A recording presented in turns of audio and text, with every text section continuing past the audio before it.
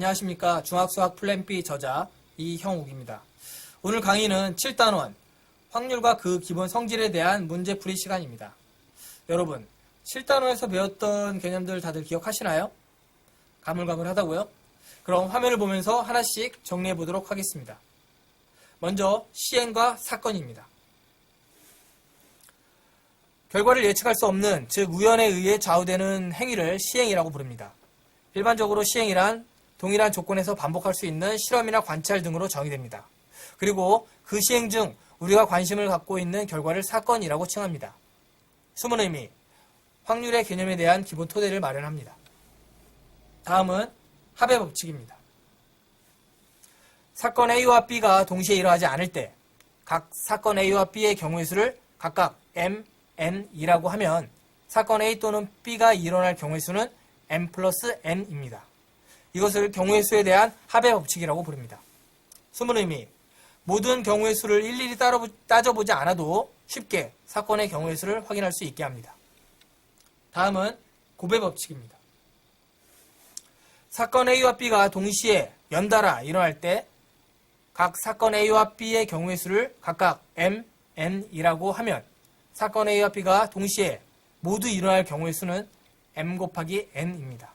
이것을 경우의 수에 대한 곱의 법칙이라고 부릅니다. 숨은 의미, 모든 경우의 수를 일일이 따져보지 않아도 쉽게 사건의 경우의 수를 확인할 수 있게 합니다. 다음은 경우의 수와 관련된 응용 문제 풀이 순서입니다. 첫째, 주어진 내용을 낱개의 사건으로 분리합니다. 둘째, 낱개의 사건에 대한 경우의 수를 각각 찾아봅니다. 셋째, 동시에 일어나는 사건인지 그렇지 않은 사건인지 정확히 파악합니다. 동시에 일어나지 않는다면 합의 법칙을, 동시에 일어나면 곱의 법칙을 적용.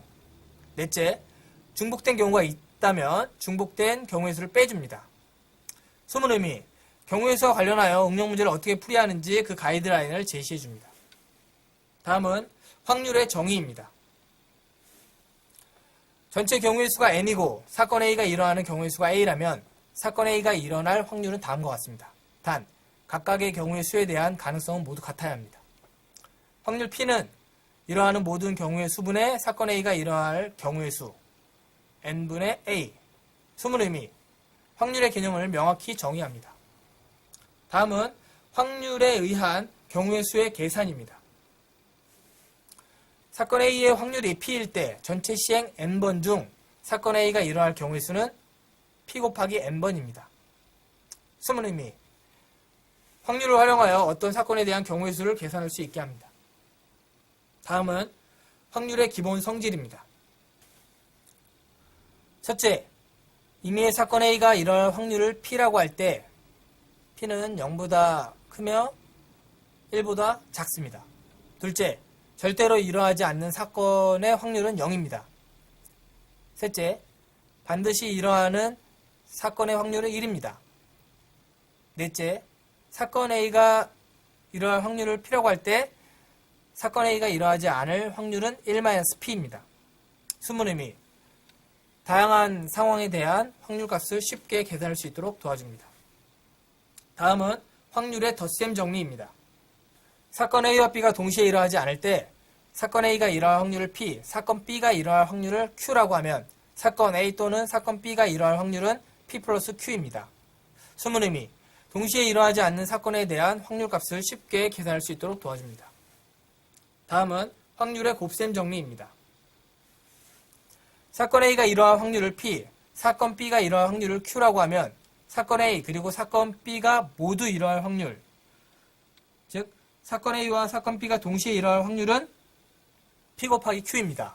단, 두 사건은 서로 영향을 끼치지 않는다고 가정하며 두 사건 A와 B는 동시에 일어날 수 있습니다. 숨은 의미, 동시에 일어나는 사건에 대한 확률값을 쉽게 계산할 수 있도록 도와줍니다. 와우, 7단원에서 우리가 참 많은 것을 배웠네요. 그렇죠? 이제 문제를 풀어볼 시간입니다. 여러분, 어떤 방식으로 문제를 풀라고 했죠? 그렇습니다. 개념 도출형 학습 방식으로 문제를 해결하라고 말했습니다. 다들 기억하시죠? 다시 한번 그 의미를 되새겨 보겠습니다. 개념 도출형 학습 방식이란 단순히 수학 문제를 계산하여 푸는 것이 아니라 문제로부터 필요한 개념을 도출한 후 그 개념을 떠올리면서 문제의 출제 의도 및 문제 해결 방법을 찾는 학습 방식을 말합니다. 문제를 통해 스스로 개념을 도출할 수 있으므로 한 문제를 풀더라도 유사한 많은 문제를 풀 수 있는 능력을 기를 수 있으며 더 나아가 스스로 개념을 변형하여 새로운 문제를 만들어낼 수 있어 좀 더 수학을 쉽고 재미있게 공부할 수 있도록 도와줍니다. 시간에 쫓기듯 답을 찾으려고만 하지 말고 어떤 개념을 어떻게 적용해야 문제를 풀 수 있는지 천천히 생각한 후에 정답을 계산하시기 바랍니다. 문제를 해결하는 방법을 찾았다면 정답을 구하는 것은 단순 계산 과정일 뿐이라는 것 꼭 명심하시기 바랍니다. 그럼 문제 해결 과정을 순서대로 정리해 볼까요? 첫째, 이 문제를 풀기 위해 어떤 개념을 알아야 하는가? 둘째, 그 개념을 간단히 설명해 보아라. 셋째, 문제의 출제 의도를 말하고 어떻게 풀지 간단히 설명해 보아라. 넷째, 그런 문제의 답을 찾아라. 많은 학생들이 세 번째 과정을 건너뛰고 정답만을 찾으려고 하는데 절대 그러지 않길 바랍니다. 가장 중요한 단계가 바로 세 번째 과정이거든요. 그래야 변형된 문제도 거뜬히 해결할 수 있습니다. 더불어 직접 개념을 변형하여 문제를 출제할 수 있는 역량도 갖출 수 있다는 사실 절대 잊지 마시기 바랍니다. 그럼 개념 도출형 학습 방식으로 문제풀이를 시작해 볼까요? 참고로 단순 문제는 생략하고 대표적인 문제 5개만 풀이하도록 하겠습니다.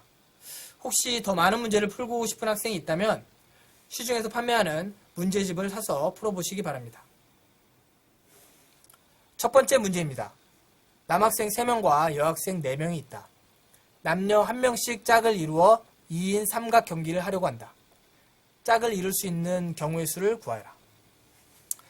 먼저 이 문제를 풀기 위해 어떤 개념을 알아야 하는지 생각해 봅시다.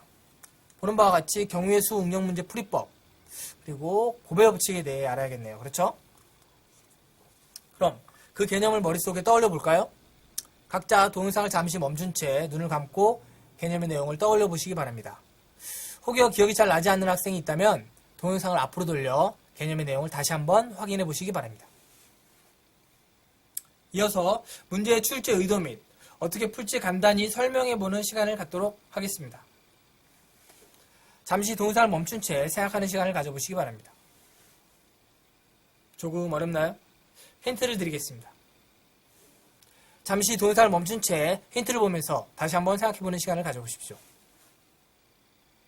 이제 질문의 답을 찾아볼까요? 그렇습니다. 이 문제는 주어진 내용으로부터 사건을 하나씩 분리하여 경우의 수를 구할 수 있는지 묻는 문제입니다. 남학생 3명을 A, B, C로 여학생 4명을 1, 2, 3, 4번으로 지정한 후 남학생 A가 여학생 1명과 짝을 이루는 경우를 사건 A, 남학생 B가 여학생 1명과 짝을 이루는 경우를 사건 B, 남학생 C가 여학생 1명과 짝을 이루는 경우를 사건 C로 분리해봅니다. 사건 A, B, C가 동시에 일어나는지 확인한 후 사건 A, B, C에 대한 경우의 수를 따져보면 어렵지 않게 답을 구할 수 있습니다. 이제 정답을 찾아볼까요? 방금 우리는 문제 해결 과정을 설계하였으므로 정답을 찾는 것은 단순 계산 문제에 불과합니다. 설계된 내용대로 하나씩 계산식을 작성하여 풀면 게임 끝이거든요. 잠시 동영상을 멈춘 채 연습장을 꺼내 정답을 찾는 시간을 가져보시기 바랍니다. 정답을 찾으셨나요? 잠시 동영상을 멈춘 채 다음 정답 풀이 화면을 보면서 본인이 맞게 풀었는지 직접 확인해 보시기 바랍니다. 여러분, 이게 끝일까요? 절대 아닙니다. 개념이나 문제 내용을 조금 변형하여 새로운 문제를 출제해보는 과정이 남았거든요. 스스로 유사한 문제를 여러 개 만들어 보십시오. 가급적 아주 어려운 문제를 만들어 보시기 바랍니다. 그렇게 하면 본인이 만든 문제의 난이도보다 낮은 수준의 문제는 모두 풀 수 있는 능력을 기를 수 있게 될 것입니다. 잠시 동영상을 멈춘 채 새로운 문제를 출제하는 시간을 가져보십시오. 직접 문제를 출제해보니 어떠세요?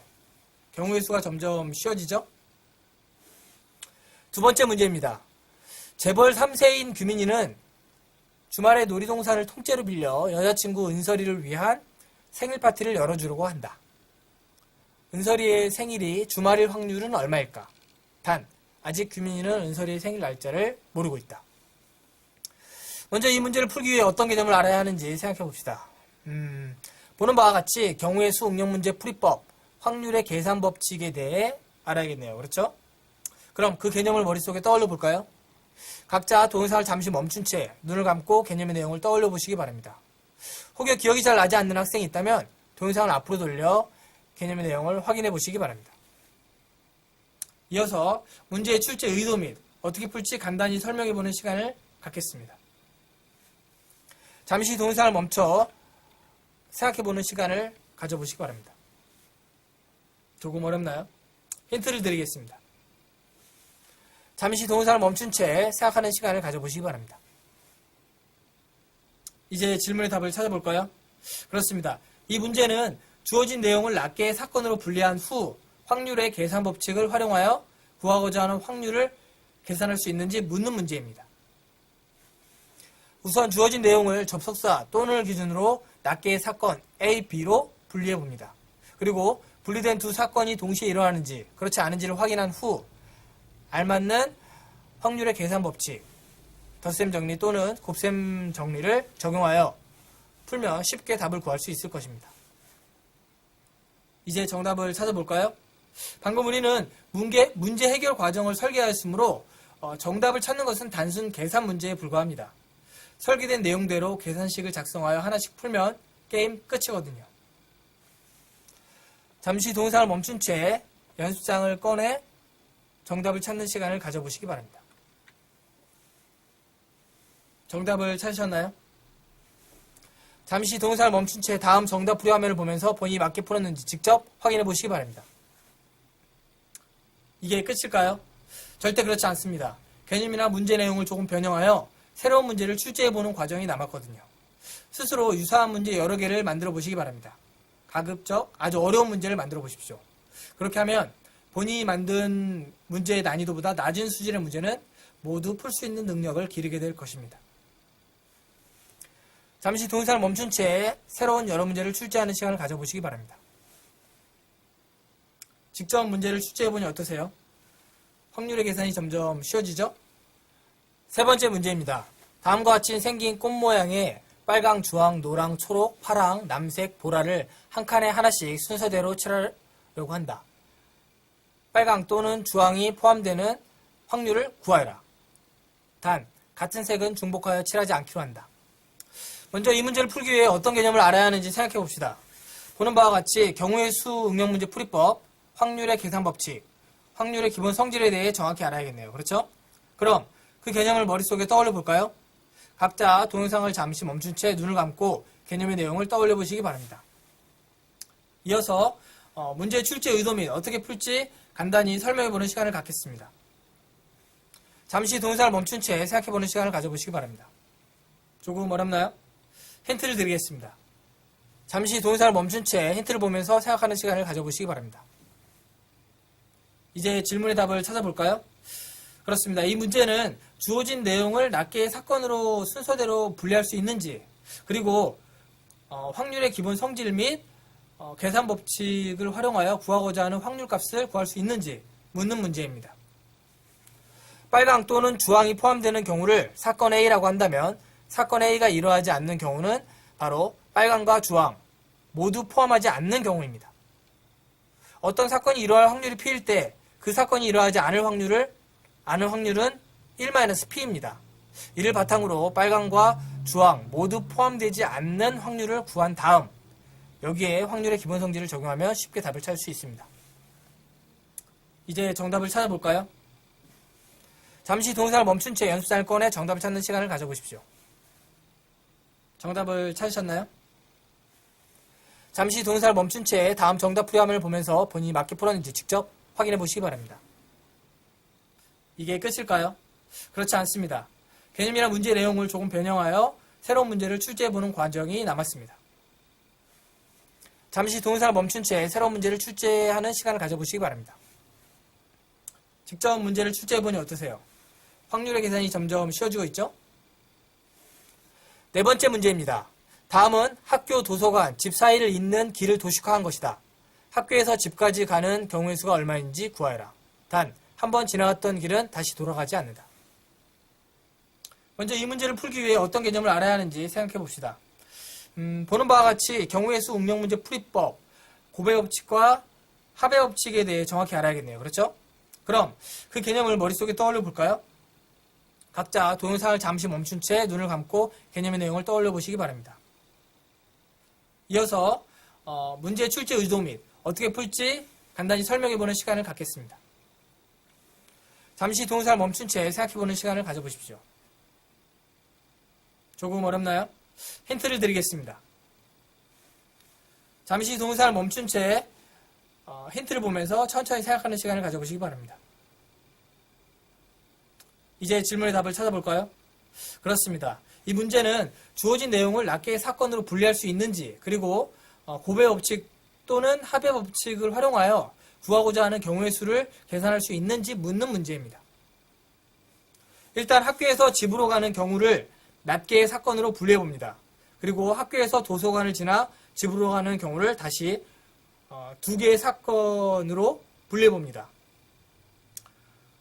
도출된 사건이 동시에 일어나는지 그렇지 않은지 확인한 후 알맞은 계산 법칙을 적용하며 쉽게 답을 찾을 수 있을 것입니다.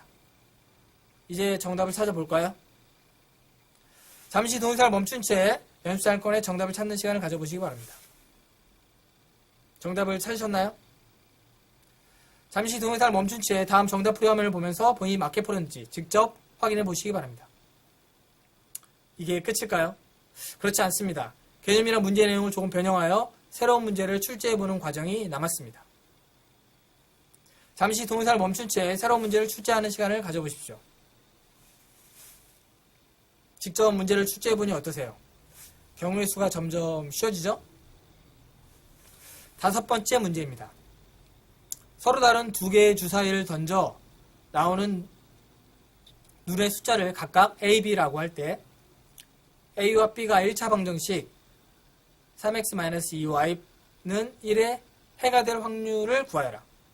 단, x는 a이고 y는 b이다. 먼저 이 문제를 풀기 위해 어떤 개념을 알아야 하는지 생각해 봅시다.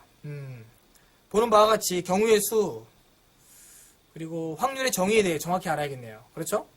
그럼 그 개념을 머릿속에 떠올려 볼까요? 각자 동영상을 잠시 멈춘 채 눈을 감고 개념의 내용을 떠올려 보시기 바랍니다. 이어서 문제의 출제 의도 및 어떻게 풀지 간단히 설명해 보는 시간을 갖겠습니다.